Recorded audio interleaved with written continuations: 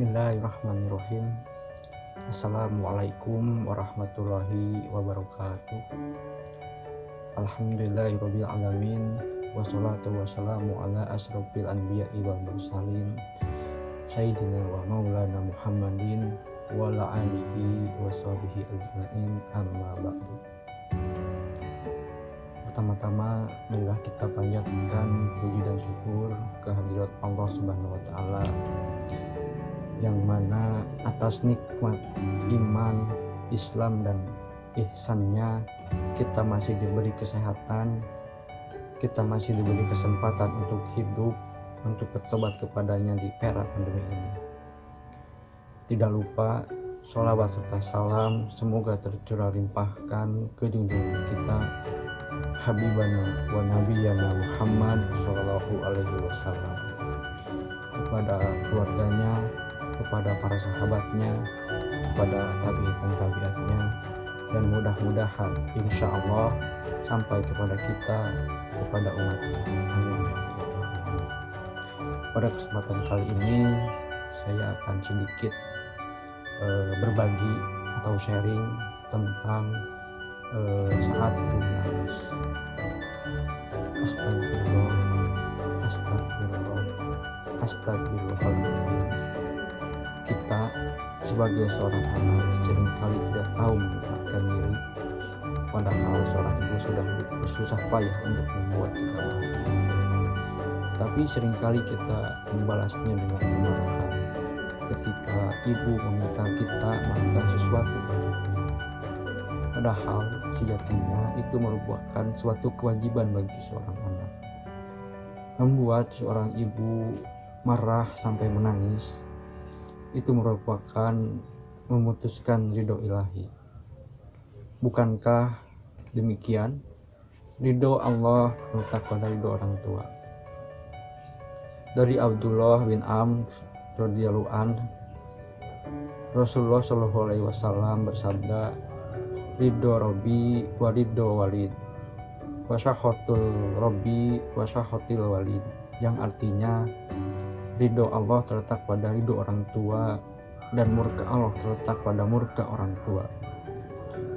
Membuat orang tua menangis merupakan perbuatan seorang anak durhaka. Apakah kita ingin menjadi anak yang durhaka? Tentunya tidak ada yang mau menjadi anak yang durhaka. Ada sebuah kisah yang terjadi pada zaman Rasulullah Shallallahu Alaihi Wasallam, di mana pada waktu tersebut hiduplah seorang anak yang terkenal dengan kesolehannya dan juga ahli ibadah. Kemudian suatu waktu ajal datang menjemput.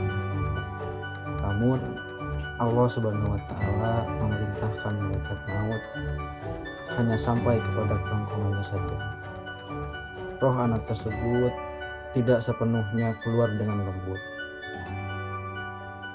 Rasul yang menyaksikan pun langsung berdoa memohon kepada Allah Subhanahu wa taala agar anak itu diberi kemudahan. Namun Allah Subhanahu wa taala belum mengizinkan. Penderitaan anak tersebut tidak hanya sampai saat itu. Pada saat anak itu mau dikuburkan pun tanah tidak menerimanya. Rasulullah Shallallahu Alaihi Wasallam kemudian memerintahkan sahabatnya untuk memanggil ibu dari anak tersebut. Selang beberapa waktu kemudian ibu dari anak tersebut datang menghadap Rasulullah. Apa kesalahan dari anakmu semasa hidupnya, wahai ibu? Tanya Rasul. Tidak ya Rasulullah, anak saya tidak pernah melakukan kesalahan apa-apa semasa hidupnya.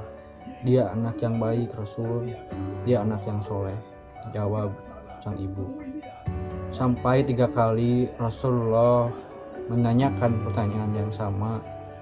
Kemudian Rasul berkata, maafkan anakmu wahai ibu, agar selesai naja anakmu.